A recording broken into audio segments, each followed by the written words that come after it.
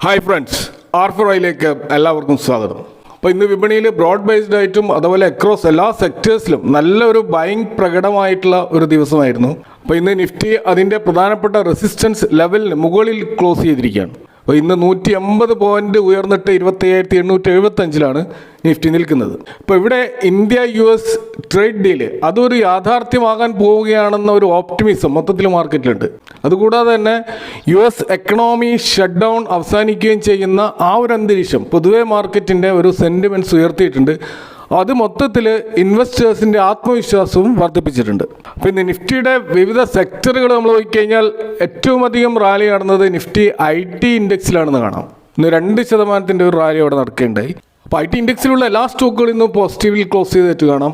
പല major IT സ്റ്റോക്കുകൾ ഇപ്പോൾ tech Mahindra, TCS, Infosys, HCL tech, അതുപോലെ വിപ്രോ പോലെയുള്ള ലാർജ് ക്യാപ്പ് IT സ്റ്റോക്കുകളിൽ സിഗ്നിഫിക്കൻ്റ് ആയിട്ടുള്ള ഒരു ഗെയിനാണ് ഉണ്ടായിട്ടുള്ളത്. അതേപോലെ തന്നെ LTI Mindtree, persistent system, Coforge, Firstsource solution, KPIT technologies പോലെയുള്ള സ്റ്റോക്കുകളിലും നോട്ടബിൾ ആയിട്ടുള്ള ഒരു ഗെയിൻ നമുക്കിന്ന് കാണാൻ കഴിയും. അപ്പോൾ IT സെക്ടറിലുള്ള ഈ ഒരു മൂവിന് ഒരു കാരണമായിട്ട് കാണുന്നത് കഴിഞ്ഞ ദിവസം ഡൊണാൾഡ് ട്രംപ് നടത്തിയ ഒരു പ്രസ്താവനയാണ്. അപ്പോൾ ട്രംപ് പറഞ്ഞത് അമേരിക്കയിൽ ആവശ്യത്തിനുള്ള ടാലൻറ്റഡ് ആയിട്ടുള്ള വർക്കേഴ്സിൻ്റെ ക്ഷാമം നേരിടുകയാണെന്നും അതുകൊണ്ട് തന്നെ വിദേശ തൊഴിലാളികൾ ധാരാളമായിട്ട് അമേരിക്കക്ക് ആവശ്യമുണ്ടെന്നുമാണ്. അപ്പോൾ നമുക്കറിയാം അമേരിക്ക H1B വിസക്ക് $1,00,000 അപ്ലിക്കേഷൻ ഫീ നിശ്ചയിച്ചത് ഇന്ത്യൻ IT സ്റ്റോക്കുകളിൽ വലിയ ക്രാഷിന് കാരണമായിരുന്നു. ഇപ്പോൾ ട്രംപ് ഈ രീതിയിൽ പ്രസ്താവന നടത്തുമ്പോൾ അതിൽ നിന്നും പൊതുവെ മാർക്കറ്റ് പ്രതീക്ഷിക്കുന്നത് ഈ H1B വിസയുമായി ബന്ധപ്പെട്ട റെസ്ട്രിക്ഷൻ ഒരുപക്ഷെ കുറച്ചുകൂടി റിലാക്സ് ചെയ്യാൻ സാധ്യതയുണ്ട് എന്നുള്ളതാണ്. അപ്പോൾ അതിൻ്റെ അടിസ്ഥാനത്തിലുള്ള റാലിയാണ് അവിടെ നടന്നത്. ഇത് കൂടാതെ തന്നെ ഇന്ത്യയിലെ IT കമ്പനികളുടെ Q2 റിസൾട്ട് അത് ബെറ്റർ ദാൻ എക്സ്പെക്റ്റഡ് ആണ് എന്നാണ് പൊതുവെ അനലിസ്റ്റുകൾ വിലയിരുത്തുന്നത്. കൂടാതെ ഹെൽത്തി ആയിട്ടുള്ള ധാരാളം ഡീലുകൾ ഇന്ത്യൻ IT കമ്പനികൾ നേടിയതായിട്ടും അതുകൊണ്ട് തന്നെ മൊത്തത്തിലെ IT കമ്പനികളിൽ അതിൻ്റെ അണ്ടർ പെർഫോമൻസിൽ നിന്നും ഒരു മോചനം അതിനുണ്ടാവുമെന്നും പൊതുവെ പ്രതീക്ഷിക്കുന്നുണ്ട്. ഇതുകൂടാതെ ഇന്ന് നിഫ്റ്റിയെ ഉയർത്തുന്നതിൽ വലിയൊരു പങ്ക് വഹിച്ച സ്റ്റോക്ക് റിലയൻസ് ആണ്.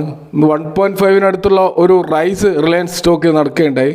കഴിഞ്ഞ ഒരു മാസം നമ്മൾ നോക്കിക്കഴിഞ്ഞാൽ 10% ഒരു റാലി റിലയൻസിൽ നടന്നിട്ടുണ്ട്. നിഫ്റ്റി 50 ഇൻഡെക്സ് 2% ഒരു ഗെയിൻ മാത്രമാണ് കഴിഞ്ഞ ഒരു മാസം നൽകിയതെങ്കിൽ റിലയൻസിൻ്റെ ഗെയിൻ 10% ആണെന്നുള്ളത് ആ സ്റ്റോക്കിൽ നടക്കുന്ന ശക്തമായ മൊമെൻറ്റമാണ് സൂചിപ്പിക്കുന്നത്.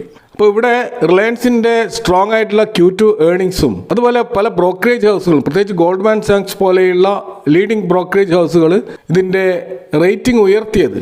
അതുകൂടാതെ ഓയിൽ ആൻഡ് കെമിക്കൽ ബിസിനസ്സിൽ ശക്തമായിട്ടുള്ള ഒരു ഗ്രോത്ത് ഇവരുടെ റവന്യൂ സ്പ്ലിറ്റിലും നമുക്ക് കാണാൻ കഴിയും.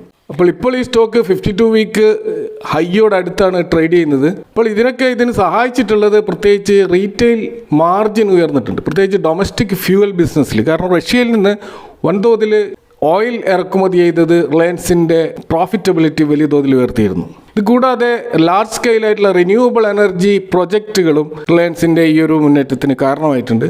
അപ്പോൾ അതുകൊണ്ട് തന്നെ റിലയൻസ് സ്റ്റോക്കിലും ഇനിയും ഒരു മൂവ് ഉണ്ടാവുമെന്നാണ് പൊതുവെ അനലിസ്റ്റുകൾ വിലയിരുത്തുന്നത്.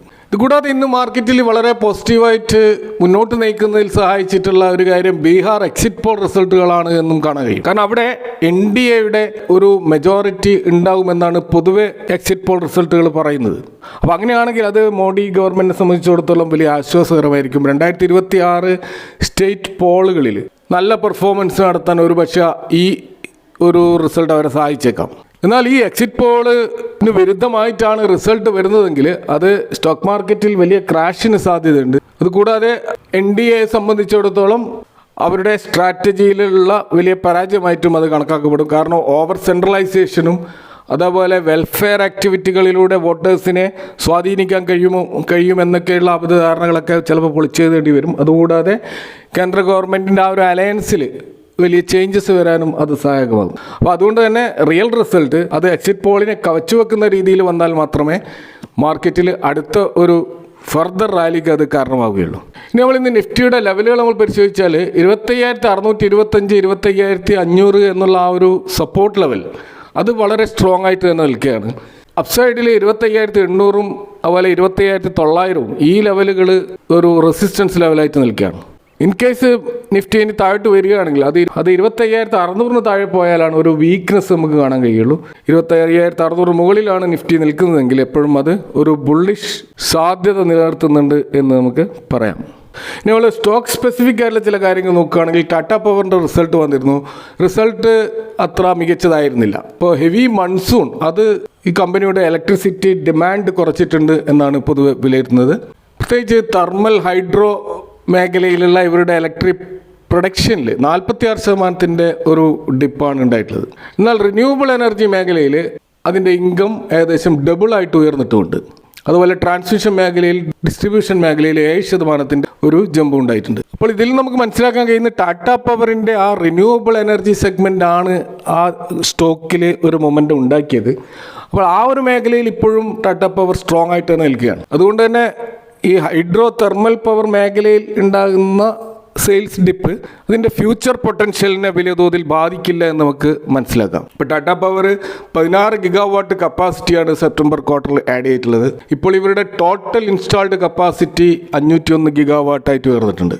അതുപോലെ ഇവരുടെ സെൽ ലെവലിലും മൊഡ്യൂൾ മാനുഫാക്ചറിങ്ങും റെക്കോർഡ് ലെവലിലേക്കുള്ള അതിൻ്റെ പ്രൊഡക്ഷൻ ഉയർന്നിട്ട് 1116 കോടിയുടെ ഒരു order book roof top solar സിസ്റ്റത്തിൽ ഇവർക്കുണ്ട്. ഇതുകൂടാതെ ഭൂട്ടാനിൽ ഒരു ഹൈഡ്രോ പവർ പ്രൊജക്റ്റിൽ ഇവർ വലിയൊരു ഇൻവെസ്റ്റ്മെൻറ്റ് നടത്തിയിട്ടുണ്ട്. 1572 കോടിയുടെ ഒരു പ്രൊജക്റ്റാണത്. അപ്പോൾ വേൾഡ് ബാങ്കിൻ്റെ മൊത്തത്തിലുള്ള ഈ ഒരു പ്രൊജക്റ്റ് കോസ്റ്റ് 13,000 കോടിയുടെ ഒരു കോസ്റ്റാണ്. അത് 2032 കമ്മീഷൻ ചെയ്യാൻ പോകുന്നത്. അപ്പോൾ അർത്ഥത്തിൽ മൊത്തത്തിൽ ടാറ്റ പവറിൻ്റെ ബിസിനസ് തികച്ചും പോസിറ്റീവ് തന്നെയാണ്. പക്ഷേ റിന്യൂവബിൾ എനർജി സെഗ്മെൻറ്റ് ശക്തമായി തുടരുന്നിടത്തോളം കാലം ഈ സ്റ്റോക്ക് നമുക്ക് ഒരു ഫ്യൂച്ചർ പൊട്ടൻഷ്യൽ ഉള്ള സ്റ്റോക്കായിട്ട് കണക്കാക്കാവുന്നതാണ്. ഇന്ന് നമ്മൾ മറ്റൊരു പ്രധാനപ്പെട്ട റിസൾട്ട് വന്ന BSEയുടെ റിസൾട്ട് നോക്കുകയാണെങ്കിൽ ഇയർ ഓൺ ഇയർ സെയിൽസിൽ 39% ജമ്പാണ് ഉണ്ടായിട്ടുള്ളത്. പ്രോഫിറ്റിൽ 61% ജമ്പും. കൂടാതെ quarter on quarter 18%, quarter on quarter പ്രോഫിറ്റിൽ 13% ജമ്പ് ഉണ്ടായിട്ടുണ്ട്. അപ്പോൾ BSEയിലെ average daily turnover equity cash market സെഗ്മെൻറ്റിൽ 19% ഒരു ഇടിവാണ് ഉണ്ടായിട്ടുള്ളത്. ഇപ്പോൾ അത് 7,554 കോടിയാണ്. ഇതേ വർഷം കഴിഞ്ഞ ക്വാർട്ടറിൽ 9,396 കോടിയായിരുന്നു. എന്നാൽ BSE 794 കോടിയുടെ ട്രാൻസാക്ഷൻ ചാർജ് ഇനത്തിൽ വലിയ വരുമാനം ഉണ്ടാക്കിയിട്ടുണ്ട്. അത് 50% ഒരു ഹയർ വരുമാനമാണ് ഇയർ ഓൺ ഇയർ ബേസിൽ നോക്കുകയാണെങ്കിൽ. അതുപോലെ ഈക്വിറ്റി ഡെറിവേറ്റീവ് F&O മാർക്കറ്റിലൊക്കെ ഇവർക്ക് national turn over 164 lakh crore എന്നുള്ള ഒരു ടേൺ ഓവറാണ്. കഴിഞ്ഞ വർഷം 128 ലക്ഷം കോടിയായിരുന്നു. കാരണം നമുക്കറിയാം F&O മാർക്കറ്റാണ് പ്രധാനപ്പെട്ട ബിസിനസ് നടക്കുന്ന ഒരു മേഖല. നിഫ്റ്റി ബാങ്കിലെ വീക്കിലി എക്സ്പയറി എടുത്ത് കളഞ്ഞിരുന്നു. അതിൻ്റെ അടിസ്ഥാനത്തിൽ ബിസിനസ് ടേൺ ഓവറിൽ ഈ എക്സ്ചേഞ്ചുകളിൽ വലിയ പ്രശ്നങ്ങൾ സൃഷ്ടിച്ചിരുന്നു. ഇതുകൂടാതെ തന്നെ നിഫ്റ്റിയുടെ വീക്കിലി എക്സ്പയറി എടുത്ത് കളയാനുള്ള തീരുമാനവുമായി SEBI മുന്നോട്ട് പോവുകയുമായിരുന്നു. എന്നാൽ ഇപ്പോൾ ഒടുവിൽ നമ്മൾ കാണുന്നത് നിഫ്റ്റിയുടെ വീക്കിലി എക്സ്പയറി എടുത്ത് കളയില്ല എന്നുള്ളതാണ്. അതുകൂടാതെ ബാങ്ക് നിഫ്റ്റിയുടെ വീക്കിലി എക്സ്പയറി തിരിച്ചു കൊണ്ടുവരുവാനുള്ള ശ്രമവും നടത്തിക്കൊണ്ടിരിക്കുകയാണ്. കാരണം association of national exchange members of India എന്ന് പറയുന്ന സംഘടന അവർ SEBIക്ക് ഒരു കൃത്യമായ ലെറ്റർ കൊടുത്തിരിക്കുകയാണ്. ബാങ്ക് നിഫ്റ്റി വീക്ക്ലി ഡെറിവേറ്റീവ് കോൺട്രാക്റ്റുകൾ തിരിച്ചു കൊണ്ടുവരണമെന്നും അവിടെ റീറ്റെയിൽ ഇൻവെസ്റ്റേഴ്സ് ഉണ്ടാക്കുന്ന നഷ്ടങ്ങൾ നികത്തേണ്ടത് ഒരിക്കലും ഇത് ബാൻ ചെയ്തുകൊണ്ടല്ല, മറിച്ച് അവരെ കൂടുതൽ എഡ്യൂക്കേറ്റ് ചെയ്തുകൊണ്ട് ഇത്തരം റിസ്കിനെ എങ്ങനെ മറികടക്കണമെന്ന് അവരെ പഠിപ്പിച്ചുകൊണ്ടാണ് ഇതിനെ മറികടക്കേണ്ടതെന്നാണ് ഇവരെ കൊടുത്തിട്ടുള്ള കത്തുകളിൽ മനസ്സിലാകുന്നത്. അപ്പോൾ അതുകൊണ്ടാണ് ഇപ്പോൾ നിഫ്റ്റിയുടെ ആ ഒരു വീക്കിലി എക്സ്പയറി എടുത്തു കളയാനുള്ള തീരുമാനത്തിൽ നിന്നും SEBI പിറകോട്ട് പോയിട്ടുള്ളത്. അപ്പോൾ നിഫ്റ്റി ബാങ്ക് എക്സ്പയറി തിരിച്ചു കൊണ്ടുവരികയാണെങ്കിൽ അത് BSEയും NSEയിലും പോലെയുള്ള എക്സ്ചേഞ്ചുകളിലും കൂടാതെ മറ്റ് ബ്രോക്കറേജുകൾക്കും മാർക്കറ്റ് പാർട്ടിസിപ്പൻസും ഒക്കെ വമ്പിച്ചൊരു തിരിച്ചുവരവിനുള്ള ഒരു സാധ്യത അത് കൊണ്ടുവരുമെന്നും നമുക്ക് മനസ്സിലാക്കാം. ഇനി നമ്മൾ ഇന്ന് മാർക്കറ്റിൽ ലിസ്റ്റ് ചെയ്ത ഗ്രോ IPOയുടെ ലിസ്റ്റിംഗ് പരിശോധിച്ച് കഴിഞ്ഞാൽ അവിടെ 114 എന്ന പ്രൈസിലാണ് ഗ്രോ ലിസ്റ്റ് ചെയ്തത്. ഇതിൻ്റെ IPO പ്രൈസ് 100 രൂപയായിരുന്നു. അതായത് 14% ഒരു ഗെയിനോടുകൂടിയാണ് ലിസ്റ്റിംഗ് നടന്നത്.